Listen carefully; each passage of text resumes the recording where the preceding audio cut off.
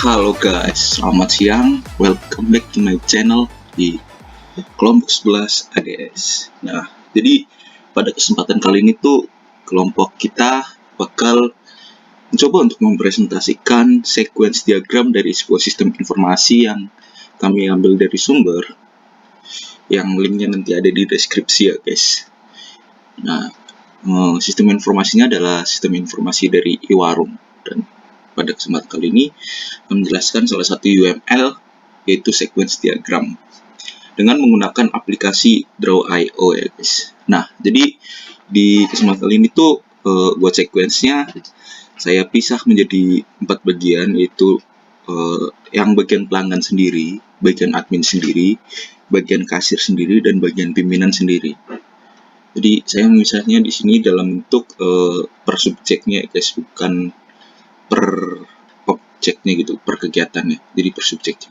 Nah, jadi yang pertama itu ada sequence diagram dari pelanggan, itu untuk sequence loginnya. Nah, di sini ada subjeknya adalah pelanggan. Pelanggan akan membuat akun dan objeknya adalah registrasi di sini, dan jika berhasil nanti akan ada notifikasi sukses membuat akun dan kembali ke menu utama. Lalu nanti akan diarahkan ke form login, itu yang nantinya akan ada kayak username dan password gitu, diminta untuk memasukkan username dan password. Nah, itu pelanggan akan memasukkan username dan password, kemudian sistem akan memvalidasi dari username dan password. Jika username dan password salah, maka akan kembali, dan jika username dan password benar, maka akan ada notifikasi login berhasil dan akan masuk ke halaman utama dari sistem informasi iWarung ini. Nah, yang kedua itu adalah sequence dari pesan menu yang dilakukan oleh pelanggan. Jadi di iWarung ini pelanggan bisa memilih menunya menggunakan sistemnya. Jadi dia tidak perlu kayak memanggil pelayannya, jadi dia bisa memesannya dari sistem informasi ini. Nah, gimana sih sequence-nya? Sequence-nya adalah subjeknya masih pelanggan, kemudian pelanggan akan memilih produk yang dipesan. Nah, lalu dari sistem akan memberikan notifikasi jika produk habis, akan ada notifikasi produk habis, dan pelanggan akan diminta untuk memilih produk yang lain. Lalu jika produk yang dipilih pelanggan itu belum habis atau tersedia, maka dari sistem akan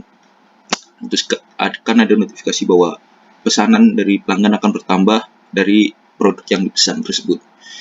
Lalu kemudian nanti setelah itu ada tagihan pembayaran dari sistem informasi kasir, akan memberikan tagihan pembayaran kepada pelanggan, dan nanti pelanggan akan melakukan pembayaran pesanan tersebut. Seperti itu ya untuk yang pelanggan. Nah, kemudian selanjutnya yang kedua itu ada sequence login lagi dari admin. Jadi di sini subjeknya kita ganti jadi admin. Nah, yang pertama itu masih sama guys. Jadi yang pertama itu masih tentang login. Nah, admin ini akan ketika dia mau login akan langsung ditunjukkan view form login. Jadi kalau admin itu nggak perlu registrasi ya guys. Jadi langsung view form login, lalu admin memasukkan username dan password, dan dari sistemnya bakal memvalidasi username dan password yang dimasukkan admin, dan jika salah dari username atau passwordnya, maka akan ada notifikasi username dan password tidak benar atau salah. Lalu nanti admin akan diminta untuk memasukkan kembali username dan password yang benar. Lalu kemudian jika berhasil, akan ada notifikasi login berhasil. Seperti itu guys. Nah, selanjutnya ini ada sequence dari mengelola produk dan mengelola data pengguna dari admin.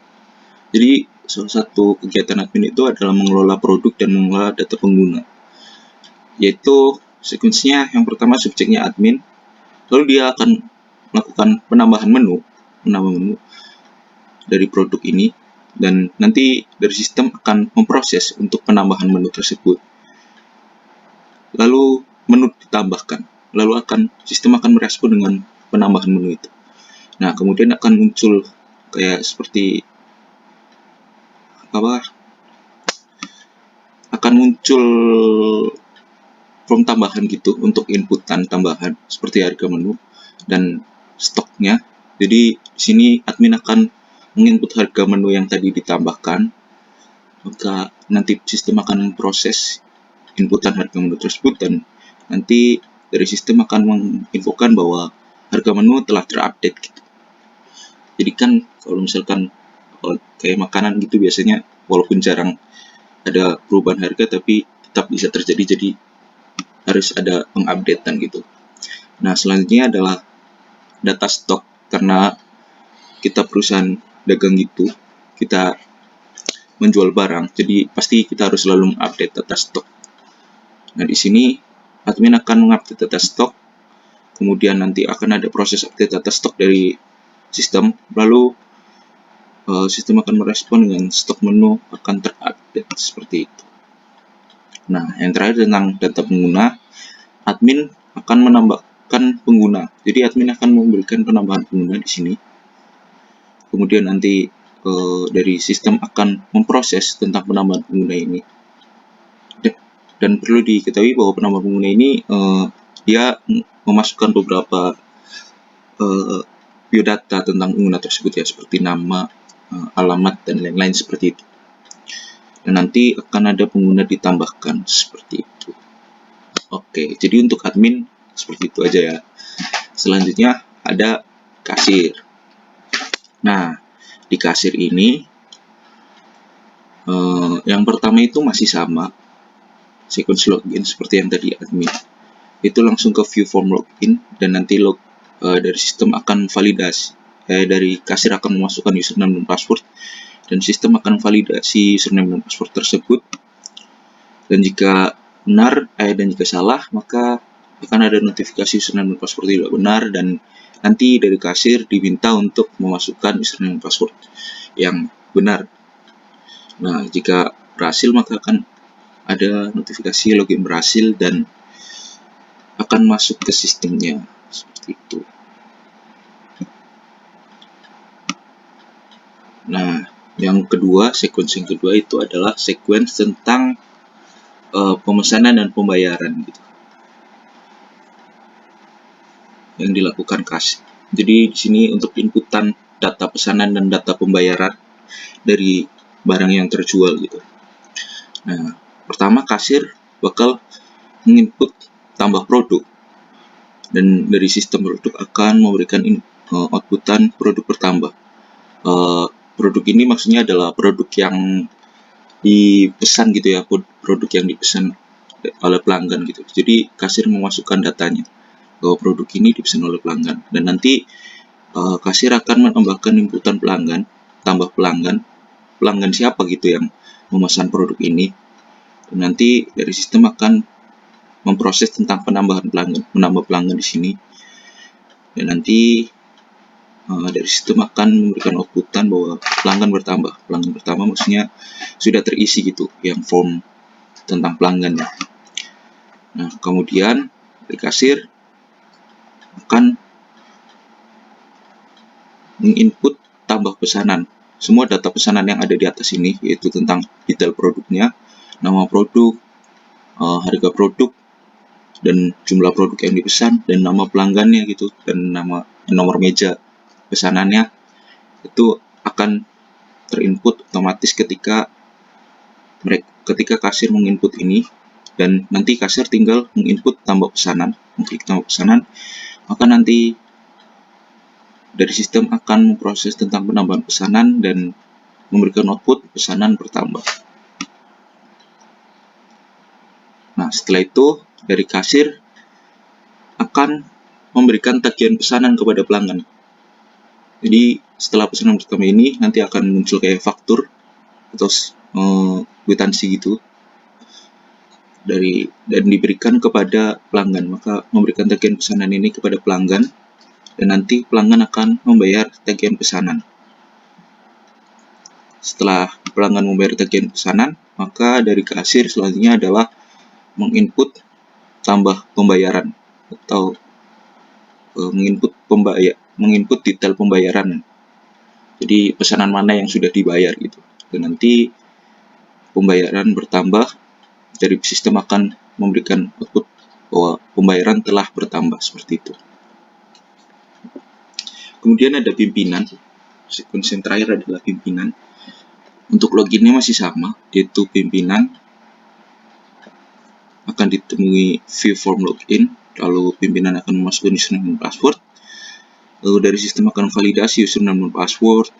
Kemudian jika username dan password yang dimasukkan salah, maka akan muncul notifikasi username dan password tidak benar, sehingga dari pimpinan perlu memasukkan username dan password kembali yang benar. Kemudian jika benar akan muncul notifikasi login berhasil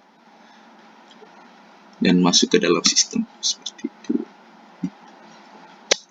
Lalu selanjutnya adalah sequence tentang laporan. Nah, di sini pimpinan bisa mengakses laporan dari kegiatan usaha warung makannya. Dan di sini tersedia laporannya adalah laporan pemesanan dan laporan pembayaran.